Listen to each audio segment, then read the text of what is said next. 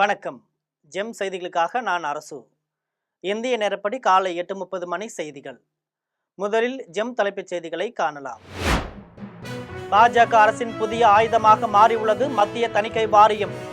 முதலமைச்சர் மு.க.ஸ்டாலின் கடும் கண்டனம். அமித்ஷாவிற்கு எதிரான ஆதாரங்களை கொண்ட பென்டிரைவ் தன்னிடம் உள்ளதாக தெரிவித்தார் மேற்கு வங்க முதலமைச்சர் மம்தா பானர்ஜி. தன்னை தூண்டிவிட்டால் அவர்களை விடமாட்டேன் என மேற்கு வங்க முதலமைச்சர் எச்சரிக்கை. 1 கோடி உயிர்களை காப்பாற்றியதற்காக பாகிஸ்தான் பிரதமர் தனக்கு நன்றி கூறியதாக அதிபர் ட்ரம்ப் அறிவிப்பு. 30 ஆண்டுகளுக்கு மேலாக நீடித்து வந்த போர்களை தான் நிறுத்தியதாக அமெரிக்க அதிபர் மீண்டும் தற்பெருமை. தமிழகத்தில் சென்னை உட்பட 10 மாவட்டங்களுக்கு இன்று கனமழைக்கு வாய்ப்பு. சென்னை வானிலை ஆய்வு மையம் அறிவிப்பு. இனி விரிவான செய்திகளை காணலாம். சென்சார் போர்டுக்கு முதலமைச்சர் மு.க.ஸ்டாலின் கண்டனங்களை தெரிவித்துள்ளார். தமிழகத்தில் தற்பொழுது திரையுலகில் உருவாகி வரும் படத்திற்கு முறையாக தணிக்கை சான்றிதழை மத்திய தணிக்கை வாரியம் வழங்குவதில்லை. இது தொடர்பாக முதலமைச்சர் மு.க.ஸ்டாலின் தனது எக்ஸ் தள பதிவில் சிபிஐ, அமலாக்கத்துறை, வருமான வரித்துறை வரிசையில் சென்சார் போர்டும் மத்திய பாஜக அரசின் புதிய ஆயுதமாக மாறியுள்ளது.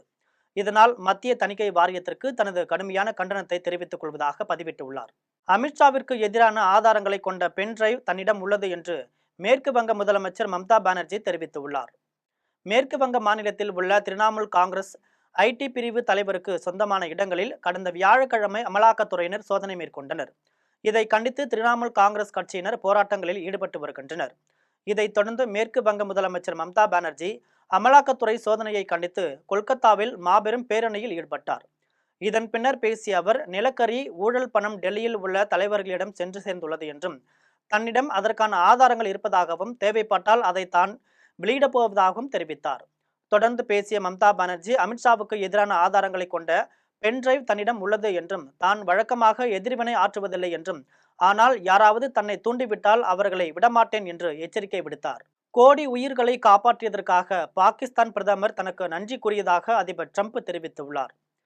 இந்தியா பாகிஸ்தான் இடையேயான போரை வர்த்தகத்தை காரணம் காட்டி நிறுத்தியதாக அமெரிக்க அதிபர் ட்ரம்ப் பலமுறை கூறினார். இதையடுத்து அவரது பேச்சை இந்திய அரசு திட்டவட்டமாக மறுத்துள்ளது. இந்த நிலையில் இது தொடர்பாக வெள்ளை மாளிகையில் அமெரிக்க அதிபர் ட்ரம்ப் செய்தியாளர்களை சந்தித்து பேசிய போது, 1 கோடி உயிர்களை காப்பாற்றியதற்காக பாகிஸ்தான் பிரதமர் தனக்கு நன்றி கூறியதாக அதிபர் ட்ரம்ப் தெரிவித்தார். தொடர்ந்து பேசிய அதிபர் ட்ரம்ப், போர்களை தடுத்து நிறுத்தியது குறித்து தான் விளம்பரம் செய்து கொள்ள விரும்பவில்லை என்றார். அதே சமயம் வரலாற்றில் நோபல் பரிசை பெறுவதற்கு தன்னை விட தகுதி வாய்ந்த வேறு ஒரு நபர் இருக்க முடியாது என்றும், தான் 8 பெரிய போர்களை நிறுத்தியுள்ளதாக மீண்டும் தெரிவித்தார். 30 ஆண்டுகளுக்கு மேலாக நீடித்து வந்த போர்களை தான் நிறுத்தியதாகவும், இந்தியா பாகிஸ்தான் போரில் 8 விமானங்கள் சுட்டு வீழ்த்தப்பட்ட நிலையில் தான் அவசர உத்தரவுகள் மூலம் போரை நிறுத்தி கோடிக்கணக்கான உயிர்களை காப்பாற்றியதாக மீண்டும் கூறினார். தமிழகத்தில் சென்னை உட்பட 10 மாவட்டங்களில் இன்று கனமழைக்கு வாய்ப்பு உள்ளதாக சென்னை வானிலை ஆய்வு மையம் தெரிவித்துள்ளது. தமிழகத்தில் ஒரு சில இடங்களிலும், புதுச்சேரி மற்றும் காரைக்கால் பகுதிகளிலும் இன்று இடி மின்னலுடன் கூடிய லேசானது முதல் மிதமான மழை பெய்யக்கூடும். தொடர்ந்து தமிழகத்தின் கடலோர பகுதிகளிலும், புதுச்சேரி மற்றும் காரைக்கால் பகுதிகளிலும் பலத்த தரை காற்று மணிக்கு 35 முதல் 45 கிலோமீட்டர் வேகத்தில் வீசக்கூடும். மேலும் சென்னை, செங்கல்பட்டு, திருவள்ளூர், காஞ்சிபுரம், விழுப்புரம், கள்ளக்குறிச்சி, அரியலூர், திருவாரூர், நாகப்பட்டினம், மயிலாடுதுறை உள்ளிட்ட 10 மாவட்டங்களில் கனமழைக்கு வாய்ப்பு உள்ளதாக சென்னை வானிலை ஆய்வு மையம் தெரிவித்தது. சேலம் மாவட்டத்தில் கடந்த 4 ஆண்டுகளில் ரூபாய் 22,117 கோடி மதிப்பீட்டில் பல்வேறு நலத்திட்ட உதவிகள் வழங்கப்பட்டுள்ளதாக ஓமலூரில் நடைபெற்ற விழாவில் அமைச்சர் ராஜேந்திரன் தெரிவித்தார். சேலம் மாவட்டம் ஓமலூரில் தமிழக அரசின் இலவச வீட்டுமனை பட்டா வழங்கும் விழா நடைபெற்றது. விழாவில் தமிழ்நாடு சுற்றுலாத்துறை அமைச்சர் ராஜேந்திரன் கலந்து கொண்டு ஓமலூர், காடையாம்பட்டி ஆகிய 2 தாலுகாவை சேர்ந்த 476 பேருக்கு இலவச வீட்டுமனை பட்டாக்களை வழங்கினார். அதனைத் தொடர்ந்து பேசிய அமைச்சர் ராஜேந்திரன், ஓமலூர், காடையாம்பட்டி தாலுகாவில் மக்களின் நீண்டகால கோரிக்கையை நிறைவேற்றும் விதமாக 3,85,00,000 மதிப்பீட்டில் 476 பேருக்கு இலவச வீட்டுமனை பட்டாக்கள் வழங்கப்பட்டுள்ளது என்றும், சேலம் மாவட்டத்தில் கடந்த 4 ஆண்டுகளில் ரூபாய் 22,117 கோடி மதிப்பீட்டில் பல்வேறு நலத்திட்ட உதவிகள் வழங்கப்பட்டுள்ளது என்றும் அமைச்சர் ராஜேந்திரன் தெரிவித்தார். உங்கள் கனவை சொல்லுங்கள் திட்டத்தின் படிவத்தை ஓமலூரில் சுற்றுலாத்துறை அமைச்சர் ராஜேந்திரன் வீடு வீடாக சென்று வழங்கினார். உங்கள் கனவை சொல்லுங்கள் என்ற திட்டத்தின் கீழ் விரிவான கணக்கெடுக்கும் பணியை திருவள்ளூர் மாவட்டத்தில் காணொலி காட்சி வாயிலாக முதலமைச்சர் மு.க.ஸ்டாலின் தொடங்கி வைத்தார். இதற்காக சேலம் மாவட்டம் ஓமலூரில் காணொலி காட்சிகளை காண்பதற்காக அமைக்கப்பட்டிருந்த திடலில் சுற்றுலாத்துறை அமைச்சர் ராஜேந்திரன், நாடாளுமன்ற உறுப்பினர் செல்வகணபதி, மாவட்ட ஆட்சியர் பிருந்தாதேவி ஆகியோர் கலந்து கொண்டு முதலமைச்சர் மு.க.ஸ்டாலின் பேசுவதை மகளிர் சுய உதவிக்குழு பெண்கள் பொதுமக்கள் பார்த்தனர். அதன் பின்னர் அமைச்சர் ராஜேந்திரன் வீடு வீடாக சென்று உங்கள் கனவை சொல்லுங்கள் திட்டத்தின் படிவத்தை மக்களுக்கு வழங்கினார். அப்போது பெண்கள் பலரும் அரசின் திட்டங்கள் தங்களுக்கு கிடைத்துள்ளதாக தெரிவித்தனர். மேலும் இதன் மூலம் தங்கள் கனவு திட்டம் குறித்து தெரிவிப்பதாகவும் தெரிவித்தனர். காவிரி நீர் உரிமையை பெறுவதில் கருணாநிதி முதல் இன்றைய முதலமைச்சர் ஸ்டாலின் வரையிலும் துரோகம் செய்து கொண்டிருப்பதாக பாஜக மாநில தலைவர் நயினார் நாகேந்திரன் தெரிவித்துள்ளார். திருவாரூர் மாவட்டம் மன்னார்குடியில் பாஜக சார்பில் பொதுக்கூட்டம் நடைபெற்றது. இதில் மாநில தலைவர் நயினார் நாகேந்திரன், பாஜக துணைத் தலைவர் குஷ்பு, மாநில பொதுச் செயலாளர், அதிமுக முன்னாள் அமைச்சர் காமராஜ் ஆகியோர் கலந்து கொண்டு பேசினர். கூட்டத்தில் பேசிய பாஜக மாநில தலைவர் நயினார் நாகேந்திரன், கருணாநிதி முதலமைச்சராக இருந்தபோதுதான் முந்தைய உடன்படிக்கையை மீறி கர்நாடகத்தில் காவிரியில் கபினி, ஹேமாவதி, ஹேரங்கி ஆகிய அணைகளை கட்டும்போது கூட பார்த்து கொண்டிருப்பதாக குற்றம் சாட்டினார். இன்றைக்கு முதலமைச்சராக இருக்கும் மு.க.ஸ்டாலின் காலத்திலும் காவிரி உரிமையை பெறுவதில் துரோகம் தொடர்ந்து கொண்டிருப்பதாகவும் நாகேந்திரன் குற்றம் சாட்டினார். கோவையில் பாஜக சட்டமன்ற உறுப்பினர் வானதி சீனிவாசன் நடத்தும் மக்கள் சேவை மையம் சார்பில் சுற்றுச்சூழல் பாதுகாப்பு குறித்த விழிப்புணர்வு வாக்கத்தான் நிகழ்ச்சி நடைபெற்றது. கோவையில் நடைபெற்ற நிகழ்ச்சியை பாஜக சட்டமன்ற உறுப்பினர் வானதி சீனிவாசன், நடிகர் சரத்குமார் ஆகியோர் கொடியசைத்து தொடங்கி வைத்தனர். இதில் கல்லூரி மாணவிகள் 500க்கும் மேற்பட்டோர் கலந்து கொண்டு நடைபயணம் மேற்கொண்டனர். வாக்கத்தான் நிகழ்ச்சியின் போது செய்தியாளர்களிடம் பேசிய வானதி சீனிவாசன், சுற்றுச்சூழலை காப்பதில் திமுக அரசுக்கு அக்கறை இல்லை என்று குற்றம் சாட்டினார். வானதி சீனிவாசன் விஜய் நடித்த ஜனநாயகன் படத்திற்கு தணிக்கை சான்றிதழ் வழங்காமல் திரைப்பட தணிக்கை வாரியம் இழுத்தடிப்பது குறித்து நடிகர் சரத்குமார் செய்தியாளர்களிடம் பேசினார். நீங்களா நினச்சிக்கிறது அப்படி அவங்க வேலையை பார்த்துட்டாங்க. சென்சார் போர்டு இப்போ தான் ஒரு படத்தை நிறுத்துறாங்களா, எவ்வளோ படத்தை நிறுத்திருக்காங்க. ஆர்சி அப்படி தொடர்ச்சியாக தக் லைஃபுக்கு யாரும் பார்த்தீங்களா, தக் லைஃபுக்கு நடந்துச்சுல்ல.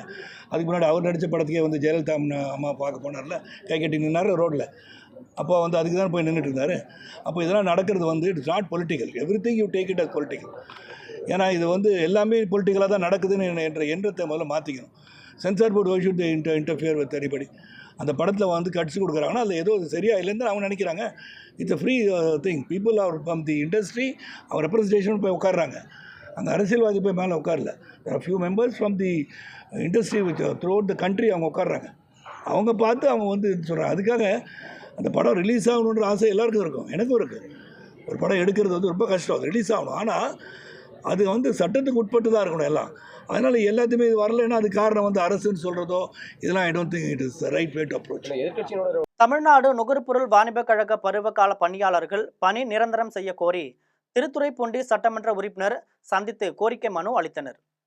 திருத்துறைப்பூண்டி சட்டமன்ற உறுப்பினர் மாரிமுத்து, நுகர்பொருள் வாணிப கழக பணியாளர்கள் சங்கத்தின் மாவட்ட தலைவர் திருமுருகராஜன், செயலாளர் செந்தில்குமார், பொருளாளர் கார்த்திகேயன், பிரபாகரன் ஆகியோர் சந்தித்து கோரிக்கை மனு வழங்கினர். அப்போது ஜனவரி 27ஆம் நாள் தமிழ்நாடு முழுவதும் உள்ள அனைத்து பருவகால பணியாளர்கள் அனைவரும் ஒன்றிணைந்து பணி நிரந்தரம் செய்ய கோரி சென்னையில் காலவரையற்ற காத்திருப்பு போராட்டத்தில் ஈடுபடப் போவதாகவும் தெரிவித்தனர். திருவள்ளூர் மாவட்டம் பொன்னேரி அடுத்த வடகரை அரசினர் ஆதி திராவிடர் நல ஆண்கள் மேல்நிலைப் பள்ளியில் கலையோடு விளையாடு என்கிற நிகழ்ச்சி நடைபெற்றது. காமராஜர் துறைமுக நிறுவனம், தமிழ்நாடு அரசு ஆதி திராவிடர் நலத்துறை, பம்பிள் பி ட்ரஸ்ட் ஆகியன இணைந்து இந்த நிகழ்ச்சியை நடத்தின. ஆதி திராவிடர் நலத்துறை ஆணையர் ஆனந்த், காமராஜர் துறைமுக நிறுவனத்தின் மேலாண்மை இயக்குனர் ஐரின் சிந்தியா ஆகியோர் மேற்பார்வையில் நடைபெற்றது. இதில் ஆதி திராவிடர் நலத்துறை துணை இயக்குனர் ஆதி மூலம் கலந்து கொண்டு மாணவர்களை ஊக்குவித்தார். பம்பிள் பி ட்ரஸ்டின் நிறுவனர் பிரேம்குமார் கோகுல்தாசன் நிகழ்ச்சியின் நோக்கம் மற்றும் செயல்பாடுகளை விளக்கினார். நிகழ்ச்சியில் தொகுப்பாளர் அர்ஜுனன், பள்ளி தலைமை ஆசிரியர்கள் கிருஷ்ணகுட்டி, வெங்கட் ரவி ஆகியோர் கலந்து கொண்டனர். கொடைக்கானலில் வடகானல் முதல் கும்பகரை வரை 8 கிலோமீட்டருக்கு ரோப் கார் அமைக்கும் சாத்திய கூறுகள் குறித்து தொழில்நுட்ப வல்லுநர்கள் ஆய்வு செய்து வருகின்றனர். கொடைக்கானலுக்கு ஆண்டுக்கு பல லட்சம் சுற்றுலா பயணிகள் வந்து செல்கின்றனர். கொடைக்கானலில் சுற்றுலா வளர்ச்சிக்காக அடுத்த கட்ட பணியாக வட்டக்கானல் முதல் வெள்ளக்கெவி வழியாக கும்பகரை வரை இந்த ரோப் கார் திட்டத்தை செயல்படுத்த முதற்கட்டமாக காணொலி மூலம் வல்லுநர்களுடன் கலந்துரையாடல் நடைபெற்றது. கொடைக்கானல் கோட்டாட்சியர், வட்டாட்சியர், சென்னை மெட்ரோ நிறுவனத்தை சேர்ந்த தொழில்நுட்ப வல்லுநர்கள் வடகானல் பகுதியில் இருந்து டால்பின் நோஸ் வரை சென்று சாத்தியக்கூறு ஆய்வுகளை மேற்கொண்டனர். காட்டு வழியாக சுமார் 8.3 கிலோமீட்டர் அளவிற்கு இந்த ரோப் கார் திட்டம் செயல்படுத்தப்படும் என்ற தகவல் வெளியாகியுள்ளது. வட்டக்கானலிலிருந்து தொடங்கி வெள்ளக்கவியில் ஒரு நிறுத்தம், கும்பகரையில் ஒரு நிறுத்தம் அமைக்க திட்டமிட்டு தொழில்நுட்ப வல்லுநர்கள் ஆய்வு மேற்கொண்டனர். இதேபோன்று கொடைக்கானலில் பிரையன்ட் பூங்காவிலிருந்து பசுமை பள்ளத்தாக்கு, குணா குகை, பைன் மர காடுகள் உள்ளிட்ட சுற்றுலா தலங்கள் வட்டமாக சுற்றி வருவது குறித்தும் ஆய்வுகள் நடைபெற்று வருவதாக தெரிவித்தனர். இதன் மூலம் 2 ரோப் கார் சேவை கோடைக்கானலில் கிடைப்பதற்கான வாய்ப்புகள் உள்ளது. கனரக வாகனங்களுக்கான ஆண்டு தகுதி சான்று கட்டணத்தை பன்மடங்கு உயர்த்திய மத்திய அரசை கண்டித்து மன்னார்குடியில் லாரி உரிமையாளர்கள் சங்கத்தினர் ஆர்ப்பாட்டத்தில் ஈடுபட்டனர். கனரக வாகனங்களுக்கான தகுதி சான்று கட்டணத்தை உயர்த்தியதை கண்டித்தும் அதை திரும்ப பெற வலியுறுத்தியும் தமிழகம் முழுவதும் கனரக வாகன உரிமையாளர் சங்கத்தினர் மத்திய அரசை கண்டித்து ஆர்ப்பாட்டத்தில் ஈடுபட்டு வருகின்றனர். அதன் ஒரு பகுதியாக திருவாரூர் மாவட்டம் மன்னார்குடியில் கோட்டாட்சியர் அலுவலகம் முன்பு லாரி உரிமையாளர்கள் சங்கத்தினர் ஆர்ப்பாட்டத்தில் ஈடுபட்டனர். அப்போது மத்திய அரசை கண்டித்து லாரி உரிமையாளர்களை திரட்டி போராட்டத்தில் ஈடுபட போவதாக தெரிவித்தனர். தஞ்சாவூர் மாவட்டத்தில் செங்கரும்புக்கு அரசு அறிவித்துள்ள விலை முழுமையாக கிடைப்பதில்லை என கரும்பு விவசாயிகள் குற்றம் சாட்டியுள்ளனர். பொங்கல் திருநாளையொட்டி தமிழக அரசு ஒரு குடும்பத்திற்கு ஒரு கரும்பை நியாய விலை கடைகள் மூலம் வழங்கி வருகிறது. கரும்பை விவசாயிகளிடம் கொள்முதல் செய்வதற்கு 38 ரூபாய் விலை நிர்ணயம் செய்யப்பட்டுள்ளது. இந்த நிலையில் இதுவரை கரும்பை வாங்க யாரும் வருவதில்லை என்று விவசாயிகள் தெரிவிக்கின்றனர். இது குறித்து தஞ்சாவூர் மாவட்ட சூரக்கோட்டையை சேர்ந்த கரும்பு விவசாயி பேட்டியளித்துள்ளார். மகளிர் திட்டத்தை தனித்துறையாக அறிவிக்க கோரி தமிழ்நாடு மாநில ஊரக மற்றும் நகர்ப்புற வாழ்வாதார இயக்கத்தின் அனைத்து பணியாளர்கள் சங்கத்தினர் தென்காசியில் காத்திருப்பு போராட்டத்தில் ஈடுபட்டனர்.